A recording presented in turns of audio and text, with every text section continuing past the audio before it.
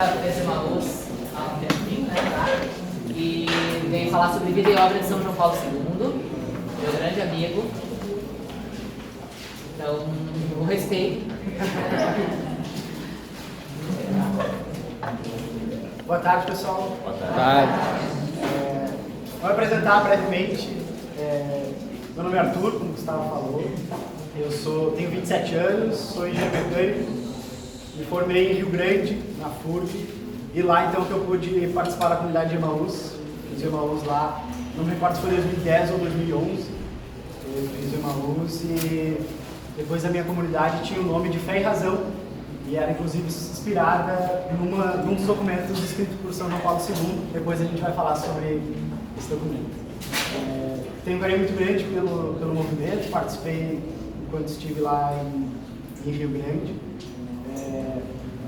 Minha irmã também participou, meu pai fez uma Emaús, minha irmã fez uma Emaús, então uma história bem grande da família assim, dentro do Emaús. Bom, eu vou conversar um pouquinho com vocês hoje sobre vida e obra de São João Paulo II. Ainda continuando a apresentação, eu sou casado com a Marina, somos casados há 2 anos e 6 meses, e aí está o Francisco, com 5 meses, daqui a pouquinho ele está por aqui. Nós recentemente nos mudamos, aí então, desde 2014 eu morava em Porto Alegre, e agora em dezembro do ano passado a gente se mudou para Novo Hamburgo. Questões profissionais, a gente acabou indo. Aqui em Porto Alegre a gente era paroquiano da Nossa Senhora Auxiliadora, e aí também por isso que a gente conheceu o Gustavo lá. Atuávamos como ministros, catequistas, o Crisma, a Eucaristia, na paróquia. Agora sim, voltando para o tema de hoje. O Gustavo me falou, olha, vida e obra de São João Paulo II. Mais ou menos quais são os pontos assim, que a gente pode... Ele fala da história, depois fala do Concílio Vaticano II, depois fala do pontificado, depois fala da morte. Eu disse, em resumo, fala de tudo. É isso. Então tá, então é mais ou menos isso que eu vou conversar com vocês. Também de uma forma mais descontraída, fiquem à vontade para me perguntar, para contribuir também, para me corrigir se eu falar alguma bobagem. Super tranquilo para a gente aproveitar um pouquinho melhor desse tempo. Eu quis trazer também um pouquinho da história, porque eu acho que a gente conhece bastante, ou é mais fácil a gente conhecer a história do Papa que é santo. Né? A gente conhece bastante disso, a gente, para quem pôde experimentar já dentro da igreja no tempo do pontificado dele, que acabou em 2005, então isso é recente para nós. A gente conhece muito da história do Papa, ele já bispo de Roma, mas trazer um pouco da história, quem foi lá o menino, Karol Wojtyła, história da família dele, porque eu acho que isso a gente vai percebendo muito daquilo que ele nos ensinou e nos ensina como Papa, vem muito daquilo que ele viveu na sua infância, com a sua família, na história da sua vida. Baseei, claro, estudei algumas coisas para falar isso para vocês, alguns livros sobre a história dele. Também tem um documentário, um musical, não sei se vocês já ouviram falar, que é Lolek, da comunidade Shalom, que é sobre a história dele, é muito legal. Eu sei que o Emaús aqui gosta bastante dessa história de musicais, então fica também uma inspiração aí para... É bem legal, bem interessante o musical. Aqui para Porto Alegre nunca veio, mas já veio para Novo Hamburgo, para a região aqui. E tem no YouTube também, se um dia vocês tiverem a curiosidade de assistir, tem um musical. Mas bem, vamos lá. Então, Karol Wojtyła nasceu em 18 de maio de 1920. Hoje, ele teria 98 anos. Na cidade de Wadowice, na Polônia. Aqui só um mapinha para a gente se situar. A Cracóvia está por aqui. Então, bem pertinho, uma cidade pequena perto da Cracóvia, onde ele nasceu. Uma cidade bem pequena, então menos de 20 mil habitantes. Menor que Camaquã, esqueci de falar também que eu sou de Camaquã, conheço a Julinha lá de Camaquã. É uma cidade menor que Camaquã, é da onde ele veio. A família, ele é filho de Karol Wojtyła, o pai dele também se chama de mesmo nome, e de Emília, e o sobrenome daí que a gente caiu já passando. 2 irmãos, então ele tinha a irmã Olga, ele não conheceu a irmã quando São João Paulo II, quando Karol Wojtyła nasceu, a irmã já tinha falecido, pequena, muito nova. E o irmão Edmundo, que tinha cerca de 18 anos, 14 anos de diferença. 14 anos de diferença. Então eles tiveram um relacionamento muito próximo, os dois. A história conta que Nicolau Wojtyła gostava muito desse irmão mais velho, tinha uma confiança, esse carinho de admiração por esse irmão mais velho. Aqui também para a gente ter um panorama da história da família dele, o pai dele faleceu quando ele tinha 21 anos, a mãe quando ele tinha 8 anos de idade, a irmã ninguém conheceu, e o irmão, quando ele não tinha nem 18 anos ainda, e esse irmão, Edmundo, que era 14 anos mais velho, faleceu também. Então, a família toda dele faleceu muito cedo. Tinha a característica dele durante toda a juventude, desde a infância, mas por toda a juventude, era de um jovem muito esportista, muito ligado ao esporte. Assim. Depois a gente tem, eu não coloquei aqui, senão ia ficar bastante conteúdo, mas tem imagens belíssimas dele como papa já, nas montanhas, esquiando, fazendo esporte, já em idade mais avançada. Né? Então são imagens belíssimas, assim, o homem todo vestido de branco, nas geleiras. Assim. Mas isso é uma coisa que vem desde a infância dele. A história conta que ele gostava muito de jogar futebol, que foi goleiro do time da região, gostava muito de se retirar também com os amigos para andar de barco, então muito ligado ao esporte. E esse gosto que ele desenvolveu pelo esporte também aproxima um pouco mais ele da juventude, por isso que a gente vai ver que toda a história que São João Paulo II tem de forma muito especial com os jovens. Bom, aos 18 anos, então, até os 18 anos ele viveu com o pai em Katowice, e aí aos 18 anos eles se mudam para Cracóvia, essa cidade mais próxima, né?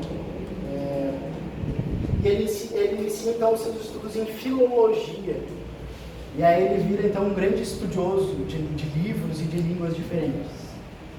Ele também se inscreve para ser voluntário da biblioteca da universidade, e ali é quase como a casa dele nesse período. Ele gosta muito de passar aquele tempo, de perder horas dentro da biblioteca, e estudando e conhecendo as pessoas que por ali passaram. Ele foi obrigado a prestar o serviço militar naquela época. Depois a gente vai falar um pouquinho sobre a Segunda Guerra Mundial, que é o contexto histórico desse momento. Ele foi obrigado ao alistamento militar, mas ele se recusou a atirar. Ele disse, bom, era obrigado, mas ele se recusou por postura dele de se envolver nesse... Como ele já tinha algumas habilidades maiores com nível de cultura, então ele começou a se escapar para esses outros lados dentro do alistamento militar. Também além do esporte, um outro gosto que ele tinha muito grande é pela arte. Então a história também conta que ele participou de várias companhias de teatro, tanto como ator, como diretor, escritor. Então algumas peças que ele escreveu, peças que dirigiu, era algo que ele gostava muito. E nesse tempo também, quando ele logo em seguida chegou na universidade, ele aprendeu 12 idiomas, a história conta. Alguns com mais proficiência, outros com um pouquinho menos. Mas também a gente sabe que no pontificado dele, pontificado com um grande número de visitas a diferentes países, e ele conseguia se comunicar praticamente fluentemente na maior parte das línguas que ele pôde visitar. Bom, aqui então o contexto dessa época, a gente está aqui durante a Segunda Guerra Mundial, e a Alemanha então invade a Polônia e fecha a universidade. Então eles são proibidos de estudar.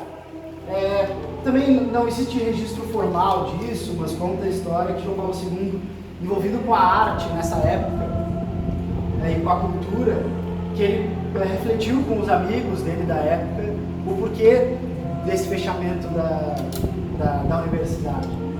Os grandes pensadores, os grandes pensamentos, ou até mesmo quem poderia combater esse regime, saía da universidade. Né? Então, um regime que vinha para ocupar esse espaço, acabando com a universidade, conseguia acessar, ou pelo menos aprisionar o pensamento dessas pessoas que poderiam se colocar contra o regime. Então, João Paulo II já pensa nessa forma. E aí eles começam a refletir de que forma então que eles poderiam, de alguma forma, combater aquilo, sem outra via que não fosse a guerra. E João Paulo II então fala que através da arte, dos teatros, das falas, dos escritos dele e dos amigos daquela época, eles poderiam sim denunciar aquilo que estava acontecendo. Então fazer uma reflexão cultural daquilo. Todos os homens daquela época, então, quando a Alemanha invade a Polônia, são obrigados a trabalhar para o governo e ele então foi designado para ser um mensageiro. Depois ele foi operário numa mina de calcário e depois trabalhou em indústrias químicas. Isso pra gente pode parecer uma coisa meio estranha, assim, a gente que lembra mais São João Paulo II do Papa, o homem da igreja, e aí pensa que trabalhava numa indústria química, numa indústria de calcário. Eu acho bem interessante quando eu me deparei com essas informações da Bíblia. E ele não queria ser deportado para a Alemanha, então por isso que ele aceitou trabalhar lá na Polônia. Aqui que eu já tinha trazido, mas em 1941, então o pai dele faleceu quando ele tinha 21 anos. Muito se confundiu na época, porque o pai dele faleceu durante a guerra, mas nada a ver com a guerra, ele teve um ataque cardíaco e faleceu. E aí essa aqui é uma das reflexões de São João Paulo II. Eu não estive presente na morte da minha mãe, nem na do meu irmão, nem na do meu pai. Aos 20, eu já tinha perdido todos os que eu amava. Então aí uma marca de dor, de sofrimento que ele também carregou para a vida dele. Aos 20, 21 anos, ele já não tinha mais nenhum parente próximo para se relacionar e já não estava mais em Wadowice, que era a cidade dele, ele já estava na Cracóvia e lá permaneceu. A partir então do momento da perda do pai, em 1941, então ele começa de uma forma mais intensa a pensar sobre a sua vocação. A história também conta, não sei se isso é verdade ou não, mas que ele teria tido uma namorada antes ainda lá em Wadowice, mas não se tem muitos registros com relação a isso. Então nesse momento aqui, em 1941, ele pensa de forma mais profunda na sua vocação. Com a perda do pai, ele começou, e esses amigos que ele tinha, como que um grupo, lá na Cracóvia, alguns sacerdotes também fizeram muito parte, e são pessoas que com certeza contribuíram para a construção do São João Paulo II, que são pessoas anônimas. Isso também que eu acho que é interessante, quando a gente vai a fundo, um pouco mais a fundo na história dos santos, é perceber tantas outras pessoas anônimas, sejam familiares, sejam amigos, sacerdotes, grupos, que participaram com toda certeza da construção daquela santidade. Então tanto o pai dele, que era um homem muito religioso, a mãe que participou da vida dele muito pouco, mas também esses sacerdotes que ele encontrou depois da perda do pai, com toda certeza foram pessoas importantíssimas para tornar o menino Karol Wojtyła um jovem, um sacerdote e mais para frente um santo. Então isso é interessante a gente pensar também no nosso convívio aqui entre nós. Daqui a pouco a gente também, com certeza a gente ajuda enquanto grupo na construção da vocação e quem sabe da santidade de quem está perto de nós. Então pensando em vocação, aos 22 anos, então, ele pede para o arcebispo para ele entrar no seminário. O seminário naquela época era um seminário clandestino, porque eles não podiam nem estudar na universidade e também todas as manifestações religiosas estavam proibidas. Então, o próprio arcebispo da Cracóvia administrava esse seminário clandestino. Então, o Karol Wojtyła vai lá e pede diretamente a ele para que pudesse ingressar no seminário e tem autorização para ingressar no seminário. Em 1945, então, em 1944, um pouquinho antes disso, ele foi atropelado ainda durante a guerra. Não foi propositalmente, mas foi um acidente mesmo. Ele foi atropelado e o homem se desvaiu todo, assim, fraturas gigantescas. E depois tem um relato dele escrito que ele fala que associa a sua sobrevivência a realmente uma confirmação da vocação e de que Deus realmente tinha um plano grande para a vida dele. Ele passa um tempo no hospital. Depois, ainda em 1944, a polícia nazista começa a recolher e a prender vários homens na cidade, e ele consegue fugir, e é uma fuga mesmo, ele consegue se esconder, a história conta que ele se esconde atrás de uma porta, depois entra num sótão, enquanto a polícia está fazendo esse arrastão e levando todo mundo que encontra pela frente. E aí ele volta para o seminário. Em 1945, então, a Alemanha deixa a Polônia, e o seminário, então, oficialmente é reaberto. A história também nos fala que Karol Wojtyła e mais alguns amigos seminaristas naquela época se ofereceram, então, para limpar e organizar o seminário. O seminário ficou fechado todo o período da guerra, então a gente pode imaginar assim, a sujeira, e conta também que os nazistas invadiram e deterioraram o seminário, então existia muita sujeira, das mais diversas possíveis, com o frio também, muita coisa congelada. Então ele foi um dos que se voluntariou para ir lá e fazer essa limpeza no seminário, para que em 45 eles pudessem voltar realmente a estudar no seminário. aqui então surge a figura do Padre Carol. Ele foi ordenado pelo arcebispo mesmo, aquele que aceitou ele para entrar no seminário clandestino, em 1º de novembro de 1946, com 26 anos. Depois ele foi, logo em seguida que ele foi ordenado, ele foi estudar teologia em Roma. E 2 anos depois, em 1948, ele já tinha concluído o seu primeiro doutorado.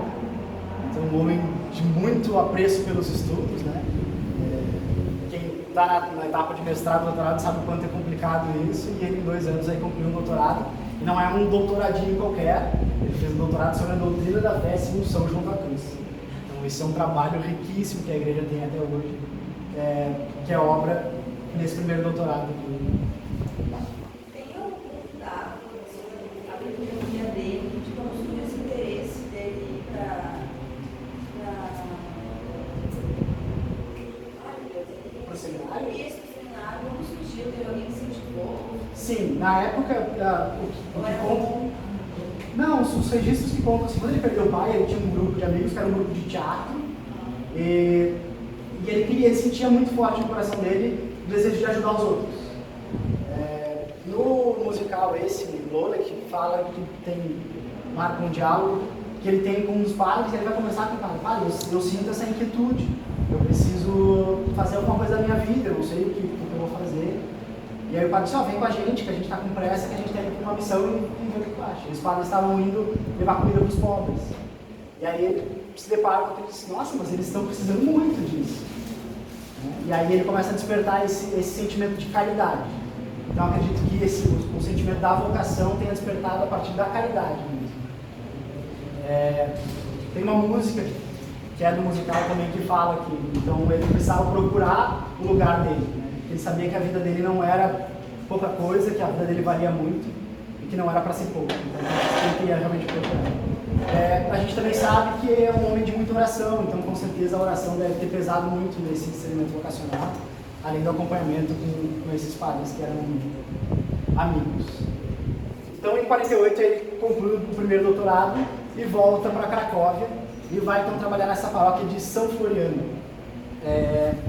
Lá ele encontra um pároco, que é o Padre Tadeu, e ele começa a trabalhar com os jovens. Ele já tinha um caminho muito grande pelos jovens, até porque ele é muito jovem, aqui a gente está falando dele com 28 anos, e ele já tinha toda essa questão do esporte, gostava muito da juventude. E esse padre, o Padre Tadeu, mais uma figura que passa despercebida pela história dele, que com certeza contribuiu muito, tinha um apreço muito grande pelos jovens. Era um padre mais idoso já, mas ele queria muito ensinar o catecismo para os jovens, por todo o contexto que a Polônia estava passando, né? Então, é um cenário pós-guerra, onde muito da espiritualidade, da religiosidade se perdeu. Então, o trabalho que o pároco dessa paróquia de São Floriano queria retomar, então era a partir do ensinamento do catecismo. Então, ele tinha reuniões com os jovens, toda quinta-feira ele reunia os jovens, ele dava formações. E o Padre Carol, então, foi ser vigário dessa paróquia. Então, ali também ele muito aprendeu. E aí ele começou a desenvolver um trabalho junto, falando, então, sobre a existência de Deus, sobre a espiritualidade humana. E esse era um período onde se tinha muito problema com relação ao ateísmo e ao comunismo. Então ele começa falando de Deus e da existência de Deus, que era algo básico, ele tinha que começar pela base mesmo para conseguir vencer todo esse problema do ateísmo e do comunismo nesse cenário da Polônia pós-guerra. Em seguida ele começou então, foi enviado pelo arcebispo para dar aulas na universidade, e aí ele formou um grupo de jovens dentro da universidade, um grupo de troca, como se fosse uma comunidade das nossas, para que ele pudesse trocar experiências, conversar com jovens e conviver. O intuito dele era conviver com aqueles jovens. Cerca de 20 jovens que participavam desse grupo, e depois chegou a 200 jovens, esse pequeno grupo que São João Paulo II criou. Em 1954, então, ele vai fazer o segundo doutorado, e ele concluiu em 1957, falando sobre a viabilidade da ética católica baseada no sistema ético do fenomenologista Max Scheler. Então, João Paulo II sempre entrando em temas bem profundos. Assim. Uma outra característica dele, depois, quando eu falar um pouquinho sobre os livros e aquilo que ele produziu, é essa dimensão bem fenomenológica, é algo também muito presente na história dele, naquilo que ele produziu. Falava muito do ser humano, da pessoa humana. Então aí é o segundo título de doutorado dele. Em 1958, então, ele foi nomeado pelo Papa Pio XII como bispo auxiliar da Cracóvia. A sagração como bispo foi em 28 de setembro de 1958. A história conta que quando ele foi nomeado pelo bispo, ele não estava na paróquia, porque ele estava esquiando nas montanhas com aquele grupo dos 200 jovens. Eles faziam excursões anuais, assim, vamos para as montanhas, vamos fazer um acampamento. Ele estava indo e o Papa mandou a nomeação dele, então, como bispo auxiliar, e ele não estava lá para receber a nomeação, porque ele estava com os jovens nesse acampamento. Quando ele volta, ele recebe essa informação, então, que ele vai ser bispo auxiliar, e ele pede pro cardeal que passa essa informação, não o Papa, o cardeal passa a informação para ele: olha, a partir de agora tu é bispo auxiliar da Cracóvia. Ele disse: então só deixa eu voltar lá para resolver as coisas que eu deixei em aberto com os jovens lá, preciso encaminhar os jovens, passar eles para outro padre. E aí o cardeal meio que tira um sarro dele e diz: esquece isso, a juventude não faz mais parte da tua vida. A partir de agora tu é um bispo e tu tem que levar a sério isso. Enquanto tu era padre, tu podia ficar brincando de juventude, e a partir de agora tu é bispo, então tu tem que levar a sério o negócio. E aí, bom, ele obedeceu e não voltou mais lá e foi ser o bispo auxiliar da Cracóvia. Então, com 38 anos, ele era o bispo. Um dos bispos mais jovens, era o bispo mais jovem da Polônia na época. Em 1962, então logo em seguida, 4 anos depois, então o arcebispo faleceu e ele então não é nomeado arcebispo, ele é nomeado administrador temporário da arquidiocese lá da Cracóvia. Então uma responsabilidade muito grande. 42 anos ele era nomeado já administrador. Bom, a partir daqui, então, em 1962, a gente entra nesse período da Igreja que foi o Concílio Vaticano II, que aconteceu de 62 até 65. Aqui, se a gente fosse falar só sobre o Concílio, também dá uma outra tarde inteira para a gente falar sobre isso. Mas falando sobre a participação agora do Wojtyła no Concílio, em 62 ele participou do Concílio, não o tempo todo, mas os bispos iam e voltavam até Roma para participar de algumas sessões do Concílio. E aqui ele participa de forma muito intensa na promulgação desses dois documentos, que é Dignitatis Humanae, que fala sobre a liberdade religiosa, e aqui a gente vê um outro ponto bem importante do pontificado, de toda a vida de João Paulo II. Eu não falei ainda esqueci de falar na época da guerra, os próprios judeus reconheceram depois, pós-guerra, os grandes feitos do Karol Wojtyła, seminarista, na proteção dos judeus. Conta a história também que, numa dessas perseguições, ele ajudou muitos judeus a escaparem, botando eles para dentro de casa, ajudando eles a escapar dessa perseguição dos nazistas. Então a própria comunidade judaica depois agradece ele por tudo isso. Então ele já era um homem, depois a gente vai ver também no pontificado dele, o quanto ele trouxe essa questão do diálogo interreligioso como uma marca muito forte do pontificado dele. Então ele participa aqui desse documento que fala sobre a dignidade humana, sobre a liberdade religiosa. E depois da Gaudium et Spes, que é um documento também famoso, até hoje a gente usa muito ele, que fala sobre a construção pastoral da igreja no mundo moderno. É estranho a gente falar que eles estão falando de mundo moderno aqui em 62 e a gente usa esse documento ainda, porque tem muita coisa aqui que a gente ainda não conseguiu nem entender o que eles escreveram lá em 62.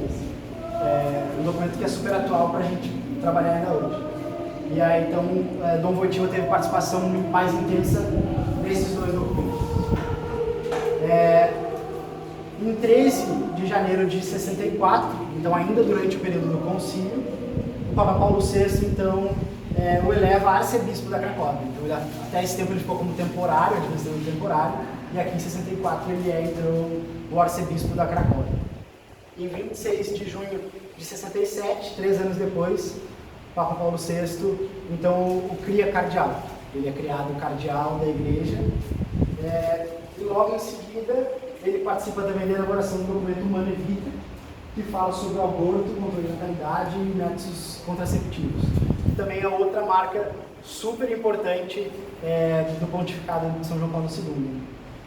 Hoje ainda a gente estava participando de uma formação E o palestrante falava que São João Paulo II em algum momento falou que a grande marca do seu pontificado seria, não esse documento, mas um outro documento que fala sobre o mesmo tema, que é Evangelium Vitae. Depois tem mais pra frente aqui.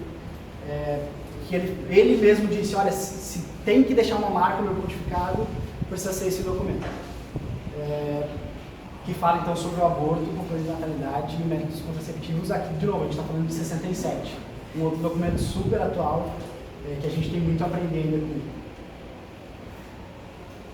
Bom, aqui então, em 1978, então passa um tempo da vida dele enquanto arcebispo da Cracóvia. Em 78, morreu o Papa João XXIII, o cardeal Roncalli.